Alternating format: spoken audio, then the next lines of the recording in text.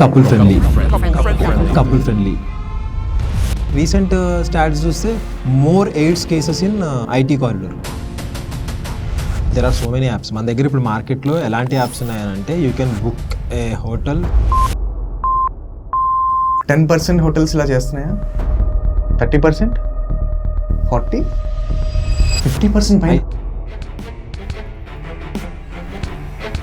ఒక span of time వచ్చేపాటికి నీకు బిజినెస్ కూడా డబ్బులు తిరిగి ఇవ్వడం స్టార్ట్ చేయాలి. అది తిరిగి ఇవ్వట్లేదు అని అంటే నువ్వు దాన్ని సోమరిపోతి బిజినెస్గా చేస్తున్నావు, లేకపోతే అది ఒక హాబీ లాగా పెట్టుకున్నావు అని నా ఉద్దేశం. ఫౌండర్కి కో-ఫౌండర్కి మధ్యలో డాక్యుమెంటేషన్ ఉండాలా?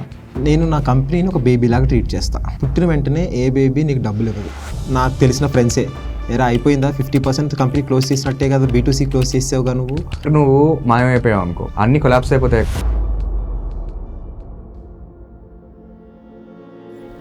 బిజినెస్లో ఎప్పుడైనా సరే రూపాయి పెడితే రూపాయి వస్తుంది, ఏం పెట్టకుండా రూపాయి రాదు.